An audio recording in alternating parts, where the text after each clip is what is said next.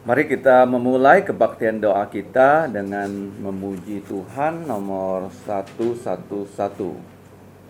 Bunyi bel. Ring the bells.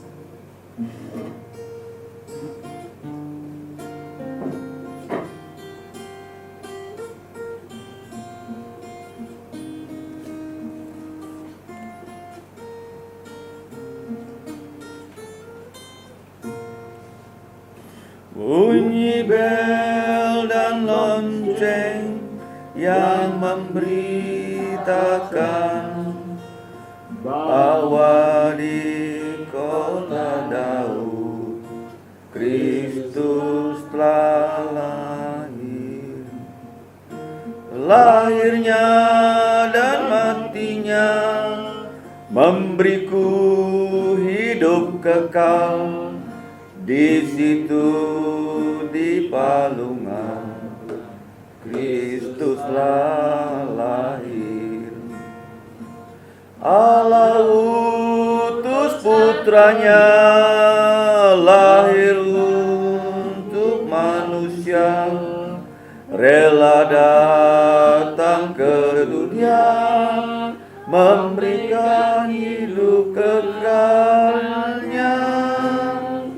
Bunyi bel dan lonceng yang memberitakan bahwa Dia telah lahir, kini tetap hiduplah. English. Ring the bells, let the whole world know Christ was born in Bethlehem many years ago. Born to die that man may live, came to a new life to give.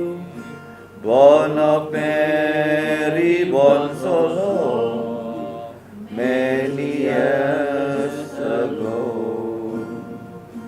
God the Father gave His Son, gave His own beloved one, to this weak, sinful earth, to bring mankind His love new birth.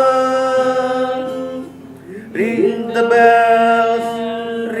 bells, let the whole world know Christ the Savior lives today, as He lived so long ago. Mari kita berdoa. Allah Bapa kami yang telah menciptakan kami, bahkan telah menebus kami melalui Putra-Mu Tuhan Yesus. Pada malam ini kami kembali diberi kesempatan oleh Engkau untuk berkebaktian doa. Karena itu kami bersyukur dan bersuka cita. Ya Bapa, kami mau datang ke hadirat-Mu yang kudus. Kami sadar kami orang berdosa.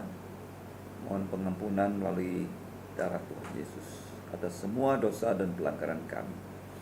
Kami juga perlu Roh-Mu menaungi kami agar kami dapat menyembah Engkau dalam roh dan kebenaran. Setelah kebaktian doa ini, supaya kami dapat memuji-Mu, belajar firman-Mu dan berdoa. Kiranya melalui kebaktian doa ini, nama-Mu dimuliakan, ditinggikan. Demikianlah kami berdoa ya Bapa, dalam nama Tuhan Yesus. Amin. Ujian yang kedua, nomor 232. Dong Pak Sansip ini 232. Kekuatan serta penghiburan.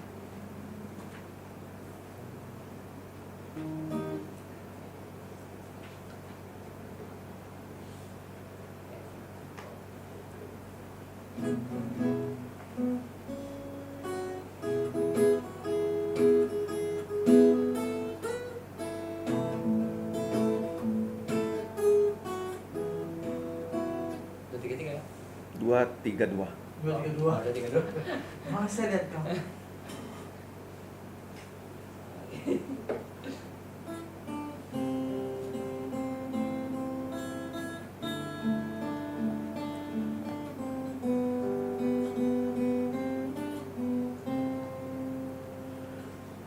Kekuatan serta penghiburan diberikan Tuhan padaku.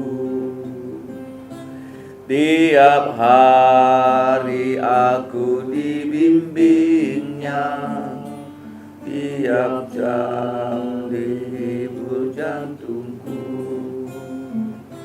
Dan sesuai dengan hikmat Tuhan, ku diberi apa yang ku perlu. Suka dan derita bergantian akan memperkuat imanku.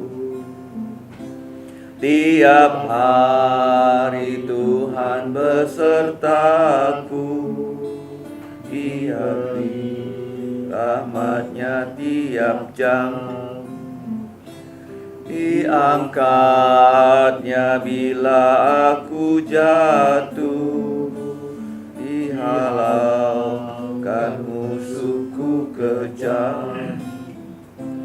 Yang namanya Raja Maha Kuasa, Bapa yang kekal dan abadi, beserta dalam duka dan suka, akan memperkuat jantungku.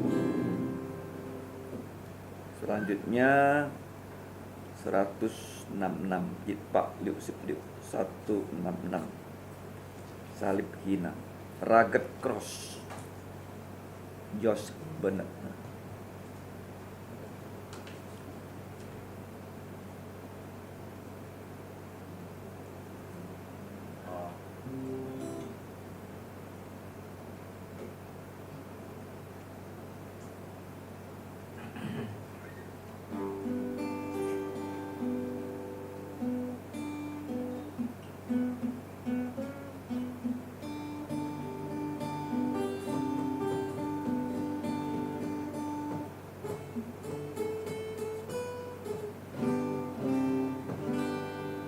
Di bukit Golgota tampalah salibnya, tanda hina dan derita. Yesus Putra Allah, besarlah kasih-Nya, rela mati untuk manusia. Maka ku tinggikan salib-Nya, sampai ku berjumpa dengan Dia. Mau tanggung salib yang hina, kan diganti mahkota mulia.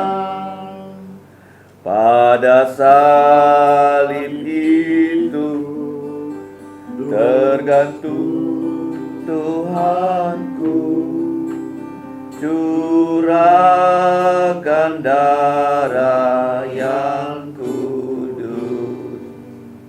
Pada salib itu tumpuan harapku, yang menghapus semua dosaku. Maka ku tinggikan salib-Nya, sampai ku berjumpa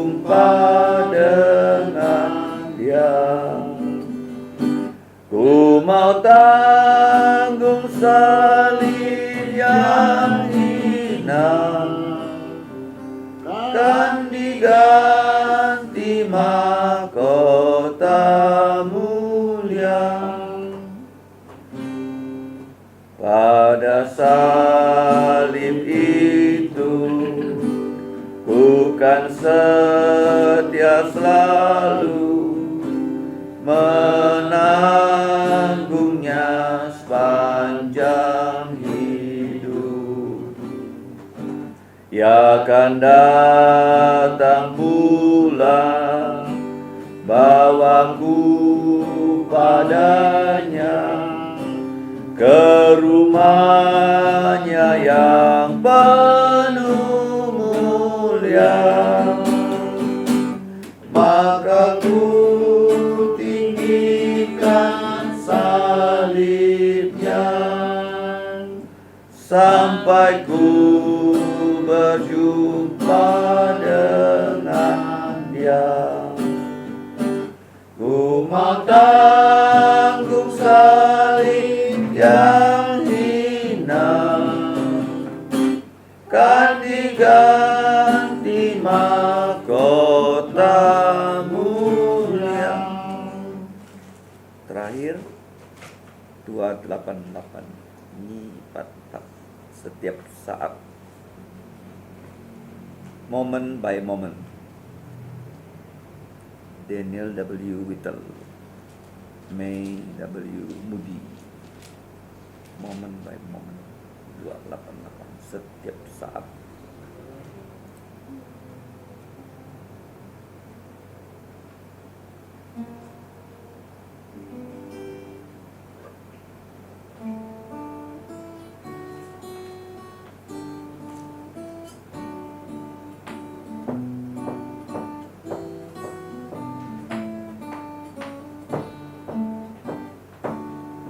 Mati bersama Yesusku selamat, hidup bersamanya penuh berkat, menengadah dan pandang mulianya, setiap saatku dirahmaninya.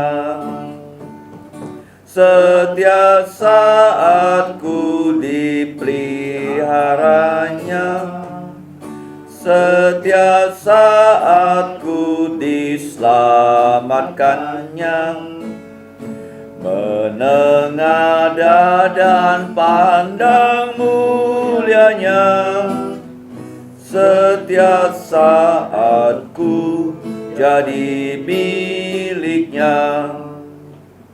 Tiada cobaan yang Ia tak tahu, tiada beban yang tak ditanggungnya, tiada khawatirku yang Ia tak tahu.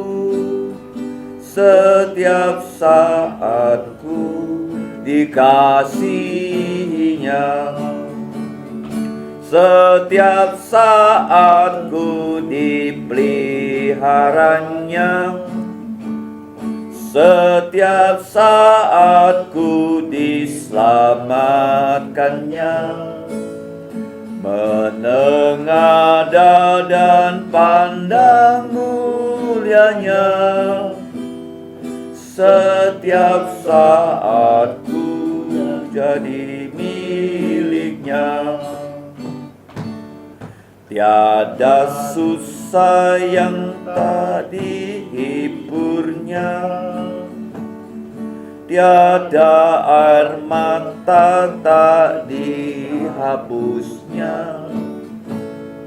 Ia hadir saat bahaya menimpa, setiap saatku diberi kasih-Nya.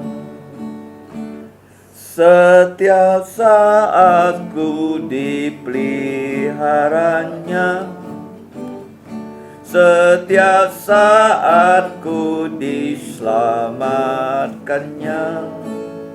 Menengat dan pandang mulianya, setiap saat ku jadi miliknya. Tiada lemah yang tak ditolongnya, tiada sakit yang tak menyembuhnya. Lancar tau susah jalan hidupku, setiap saat ku dilindunginya. Setiap saat ku dipeliharanya, setiap saat ku diselamatkannya. Menengat dan pandang mulianya, setiap saat ku jadi miliknya. Ya, puji Tuhan kita bisa menyanyi ya dengan iringan gitar, sehingga not-notnya kita tahu dengan tepat. Bahkan kata-katanya ini di buku pujian yang tidak ada not ya, yang diedit dulu oleh saudari almarhumah ya, Endriana, bisa menuntun kita menyanyikan pujian yang sangat indah ini dengan tepat ya. Itu artinya ya Tuhan memberikan kita pertolongan dalam setiap saat kehidupan kita. Mari kita membuka Injil Tuhan Yesus sesuai dengan ketentuan untuk minggu ini, perikop 62, pengajaran tentang tanda Yunus. Perikop 62, kita akan membaca perikop ini dengan bertanggapan.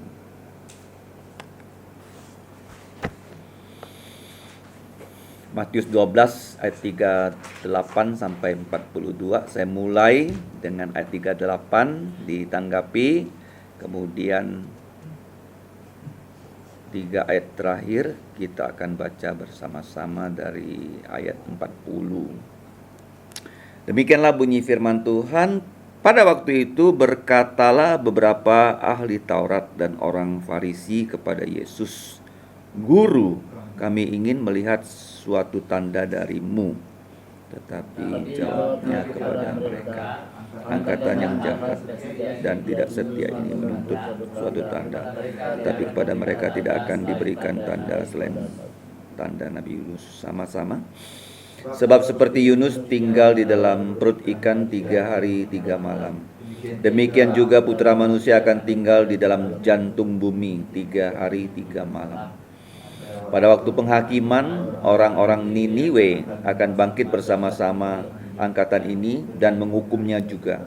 Sebab orang-orang Niniwe itu bertobat setelah mendengar pemberitaan Yunus. Dan sesungguhnya yang ada di sini lebih daripada Yunus.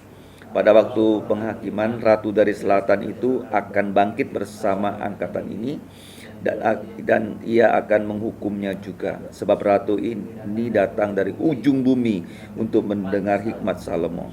Dan sesungguhnya yang ada di sini lebih daripada Salomo. Amin.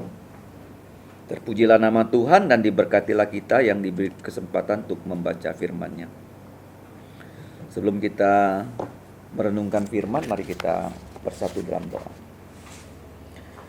Bapa kami yang di surga, dengan firman-Mu, dengan Tuhan Yesus, Engkau telah menciptakan kami.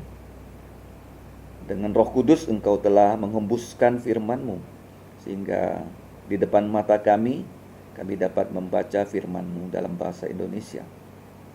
Ya Bapa, kami mau belajar, kami mohon Engkau berbelas kasihan kepada kami, supaya kami dapat memahami firman-Mu. Kami dapat juga mengaplikasikan, bahkan juga dapat memberitakan firman-Mu. Sehingga nama-Mu, nama Tuhan Yesus, nama Roh Kudus dimuliakan, ditinggikan. Ya Bapa, ampuni dosa kami. Dalam nama Tuhan Yesus, kami berterima kasih dan berdoa. Amin. 2 minggu yang lalu kita sudah belajar tentang menghujat Roh Kudus adalah dosa yang tidak terampuni. Kenapa menghujat Roh Kudus adalah dosa yang tidak terampuni? Karena orang yang menolak Injil Tuhan Yesus adalah satu-satunya dosa yang tidak bisa diampuni. Karena tidak ada dosa apapun ya yang tidak bisa diampuni. Dosa besar, dosa kecil, semuanya bisa diampuni. Kecuali satu, tidak mau minta pengampunan dan tidak percaya pengampunan dosa melalui darahnya Tuhan Yesus. Artinya orang yang sudah mendengarkan tentang Yesus, telah melihat mujizat-mujizat Yesus, mereka tidak percaya. Ini kenyataan yang Tuhan Yesus hadapi dalam pelayanannya. Dia melayani selama 3,5 tahun. Dia melayani beribu-ribu orang. Dia menyembuhkan juga begitu banyak orang. Dia memberi makan ribuan orang. Tetapi kalau kita lihat di Alkitab, yang sungguh-sungguh percaya Yesus dari jutaan orang Israel, berapa jumlahnya? 500 di Galilea dan 120 di Yerusalem. Tidak banyak dibandingkan ya mereka yang pernah berinteraksi dengan Yesus. Kenapa begitu? Itu karena pemimpin-pemimpinnya itu jahat. Pemimpinnya apa? Jahat. Kamu jangan membayangkan ya Indonesia bisa punya presiden yang baik. Kenapa? Karena banyak orang tidak percaya kepada Tuhan Yesus. Nah, contohnya Amerika ya, yang sudah mundur imannya. Presiden mereka ternyata umurnya di atas 70. Kemana itu orang-orang muda yang seperti Daniel dan kawan-kawan? Tidak ada lagi. Joe Biden bukan bagus. Donald Trump bukan bagus. Jadi pemimpin ini pentingnya, kalau kita lihat dalam perikop sebelumnya, para pemimpin ini yang menuduh Yesus mengusir setan dengan kuasa Beelzebul. Dan Yesus berkata, kalau aku mengusir setan dengan kuasa Beelzebul, bagaimana pengikut kamu mengusir setan? Nah, kita tahu di sini dalam teologia Alkitabiah, mengusir setan itu zaman sekarang tidak ada lagi orang yang punya bakat ataupun karunia mengusir setan sejak para rasul itu mati. Tetapi kenapa dalam gereja-gereja zaman sekarang itu dalam doa mereka dalam nama Yesus mengusir setan. Setiap kebaktian mereka dalam nama Yesus meningking setan. Setannya nggak nampak kan? Betul nggak? Nah, karena mereka menganggap dalam nama Yesus, ya, setan bisa diusir. Kalau kita lihat dalam pelayanan Paulus, dia hanya menggunakan 1 kali kan, mengusir setan dalam nama Yesus. Karena perempuan itu begitu mengganggu pelayanan dia menengking ya, perempuan itu, sehingga roh jahat yang merasuki gadis kecil itu keluar dari gadis kecil itu. Tetapi itu menjadi mode pelayanan di zaman sekarang di antara gereja-gereja karismatik. Nah, kita membaca pada perikop ini, itu juga para pemimpin. Pada waktu itu ada pemimpin yang kita kenal dengan scribes. Ya. Kalau dalam bahasa Indonesia, ahli Taurat. Bahasa Inggrisnya itu apa? Doktor. Ya. Ahli Taurat ini adalah mereka yang menyalin ya, perjanjian lama.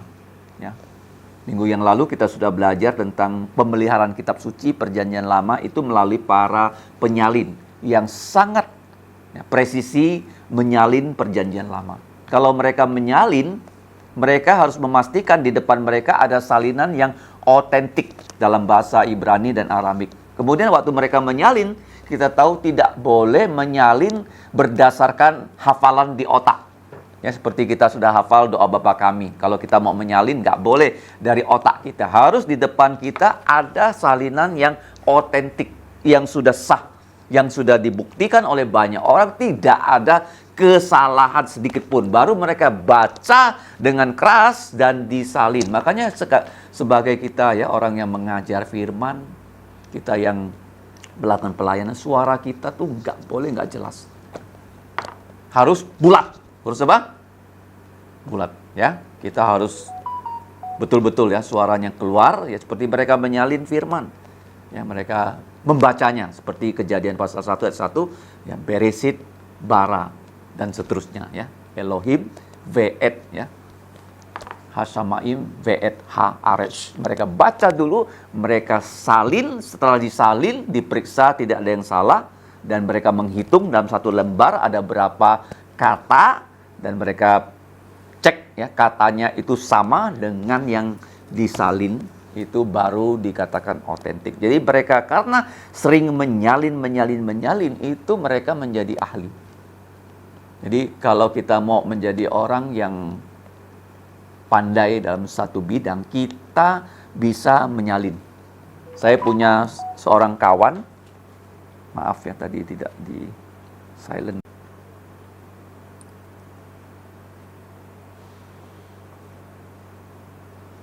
Waktu kami belajar di FEBC, orang Korea ini, dia adalah seorang insinyur ya, tapi dia belajar teologi ya.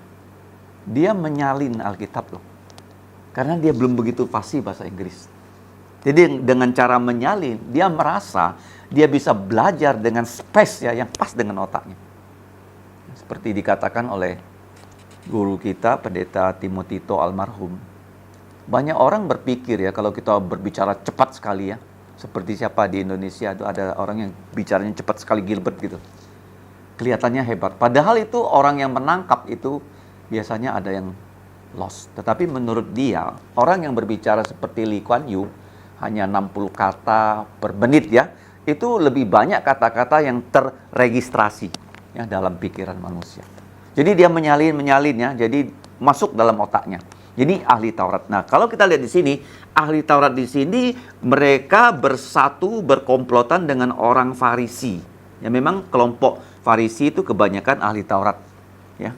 Sedangkan Saduki itu imam-imam kepala. Mereka datang pada Yesus, mereka bertanya pada Yesus, ya. Mereka meminta tanda kepada Yesus dan mereka menyapa Tuhan Yesus dengan kata guru. Ya, guru. Kenapa guru ya? Dalam bahasa Ibraninya itu rabi. Sebenarnya rabi, kalau kita cerna, bukan hanya sekedar guru loh. Kalau rabi akhiran iya, Adonai, ya, Adoni, itu namanya guruku, my teacher. My apa? Nah, my teacher. Dia bukan sekedar guru, tapi guru dari ya orang yang belajar dengan dia. Nah, seperti ada buku yang ditulis Pendeta Timotito ya, John Sung, my teacher. Paham ya? Jadi kalau kita punya murid, dia menyapa kita dengan nama, dia tambahkan guruku. Ya, jadi guruku, kami ingin minta satu tanda dari engkau. Nah, tanda ini apa? Dalam bahasa Perjanjian Lama, tanda itu banyak diberikan oleh Allah kepada manusia, bahwa manusia itu sudah pernah berhubungan dengan Allah. Contohnya ya, Abraham, ya dia mendapatkan janji dari Allah, tandanya apa? Ya disunatkan. Jadi kalau orang lain nggak disunat, Abraham kenapa kau disunat? Ya, saya dapat janji dari Allah. Kemudian tanda untuk orang Israel apa? Sabat. Ya kan, hari Sabat. Jadi kalau hari Sabat mananya tak turun, tapi sebelum Sabat mananya boleh dipungut 2 kali, nggak busuk. Selalu itu terjadi di padang gurun selama 40 tahun loh Sabat, tandanya mereka bagaimana? Berhubungan erat dengan Allah, tanda. Kemudian tanda apa lagi yang Tuhan adakan di Mesir? Ya kan? Bertubi-tubi tanda. Jadi tanda itu dalam bahasa teologianya itu semeon dalam bahasa Yunani. Kalau dalam bahasa bahasa yang lain itu disebut keajaiban atau mujizat, sama ya. Deras ataupun teras ya. Kalau bahasa lainnya itu apa? Dinamis ya. Jadi dikatakan minta tanda dari sorga.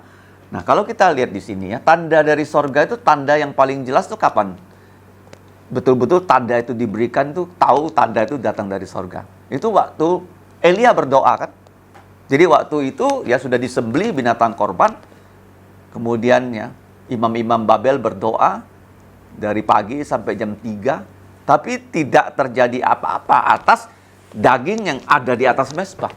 Kemudian Elia membangun mezbah, dia menyiram air ke atas mezbah, kemudian dia menaruh daging, disiram air lagi, sampai banjir loh. Padahal waktu itu 3,5 tahun tidak ada hujan, tapi ada air. Ini baiknya ya. Barang langka, tapi kalau untuk melayani Tuhan sediakan loh. Dalam pelayanan kita juga seperti itu kan. Ketika kita sudah khawatir ya, jangan-jangan kita nggak punya cukup finansial kan untuk hut gereja kan. Nah, Tuhan sediakan. Barang paling langka air disediakan, sehingga waktu dia selesai berdoa, itu api itu turun dari langit, membakar habis. Ya, seperti Salomo juga ya, waktu selesai membangun bait Allah, dia juga mempersembahkan korban, jadi api turun dari langit sebagai tanda.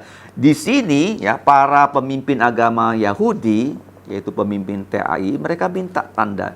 Yesus memberi mereka jawab. Di sini ada dua hal yang sangat penting untuk kita ingat. Dia langsung ya mengecam mereka. Nah, ini penting sekali ya, karena Yesus tidak pernah kalau melihat sesuatu kesalahan, dia tidak menegur. Paham ya? Kadang-kadang kita segan loh melihat orang salah, kita nggak mau tegur dia, takut dia tersinggung. Ya, tapi Tuhan Yesus di sini dia langsung mengatakan angkatan ini jahat. Apa itu angkatan? Generasi yang jahat. Nah, yang tidak setia menuntut suatu tanda, tetapi kepada mereka tidak akan diberikan tanda selain tanda Nabi Yunus. Yunus itu satu kitab tersendiri di Perjanjian Lama. Pendek saja, isinya hanya 4 pasal kan. Dan kita tahu pasal pertama dia disuruh ke Niniwe. Niniwe itu ke timur ya, tapi dia beli tiket ya dari Yopa ya, pergi ke Spanyol, ke barat loh. Kamu bayangkan, disuruh ke timur malah dia ke barat. Ya, kemudian apa yang terjadi kita juga sudah tahu bahwa terjadilah badai besar. Ya, semua barang sudah dibuang yang berat, tapi badainya tidak berhenti dan mereka yang ada di kapal berdoa kepada Allahnya masing-masing seperti zaman sekarang. Ya, dikumpulkan semua agama, semua disuruh berdoa. Ya kan? Tapi doanya pun tidak dijawab.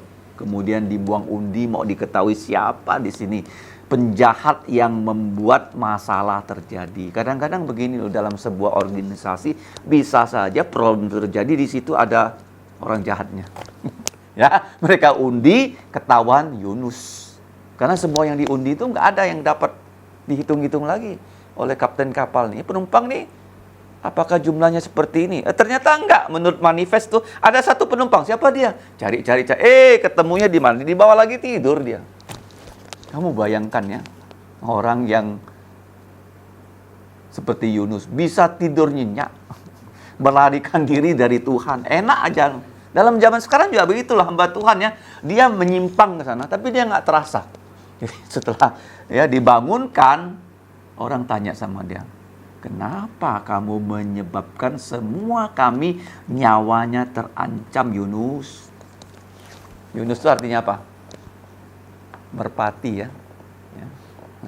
Nama yang bagus, tulus, tapi dia tak tulus.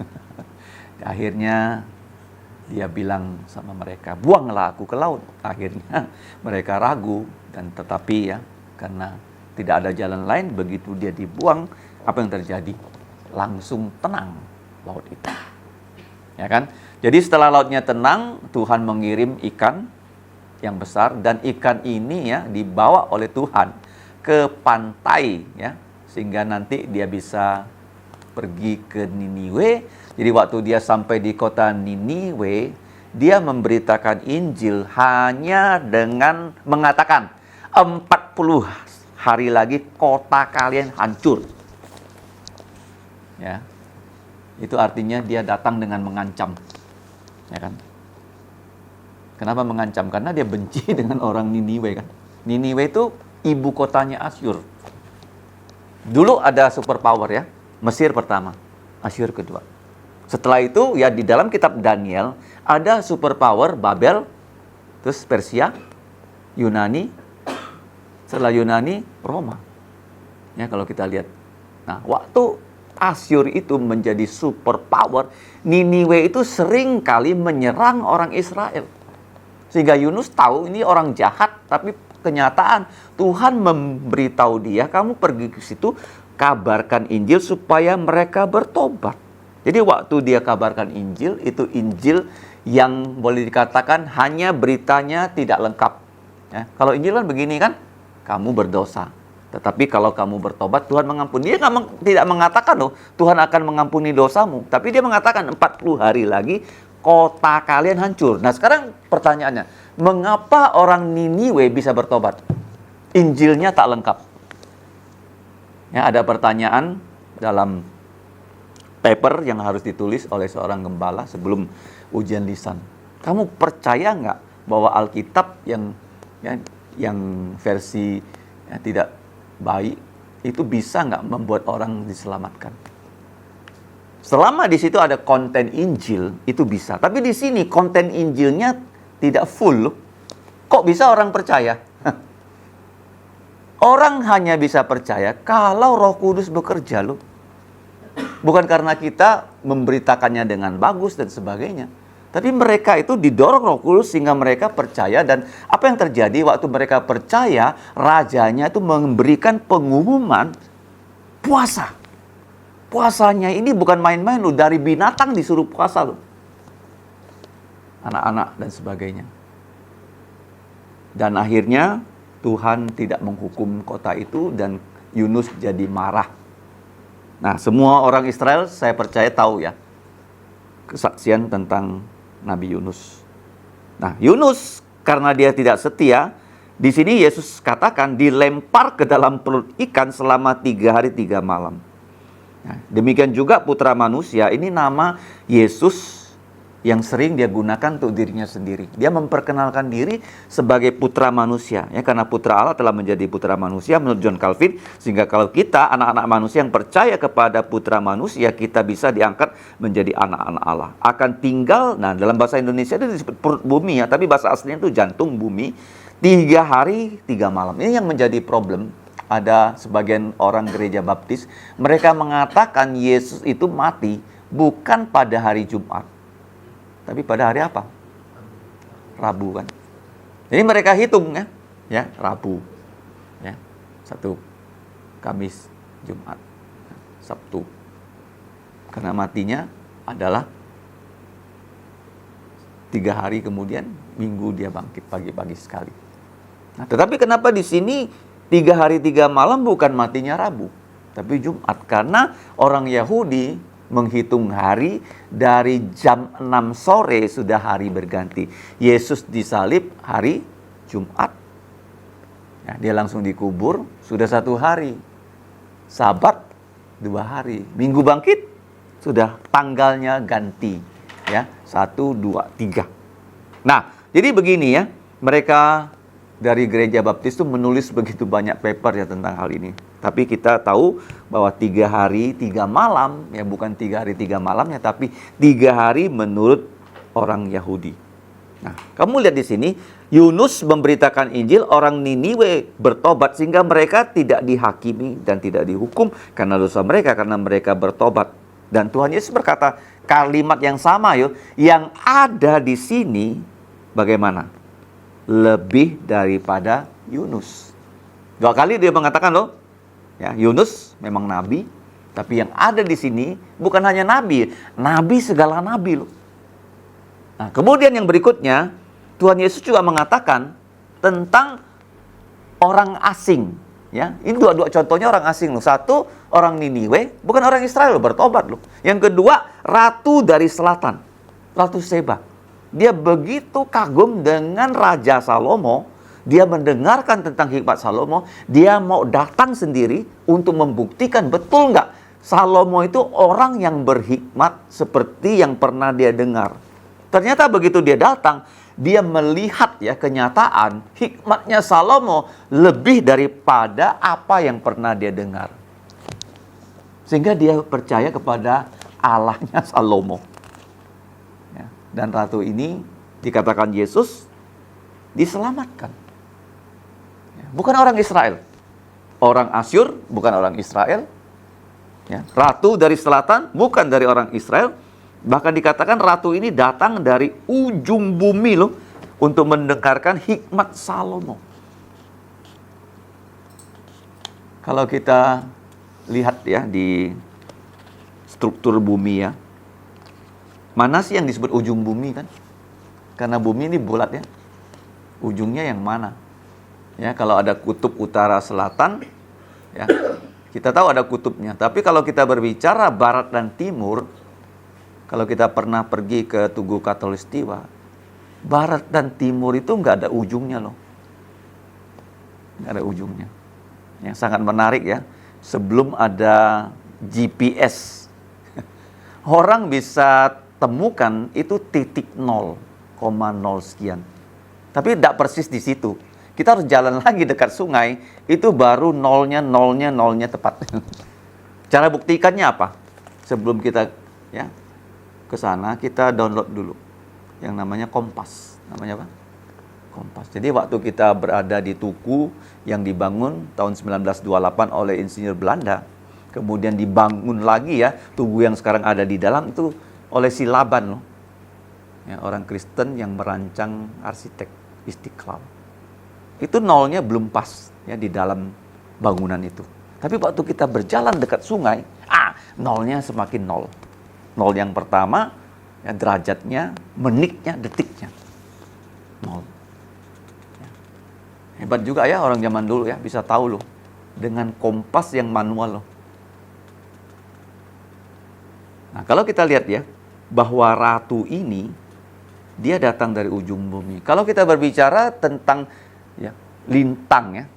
Ini lintang, ini bujur. Ya kan?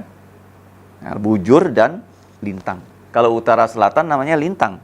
Ya, kalau ini namanya lintasan yang tidak ada ujung antara barat dan timur. Ya seperti dalam Perjanjian Lama dikatakan bahwa ya Tuhan menjauhkan dosa kita sejauh dari timur ke barat. Artinya nggak ada batas. Nah, jadi kalau kita lihat dia datang dari ujung bumi, dia mendengarkan hikmat Salomo. Apa tuh hikmat Salomo? Itu adalah kalau kita baca dalam Alkitab, kitab-kitab yang ditulis oleh Salomo, Amsal, Pengkhotbah dan Kidung Agung.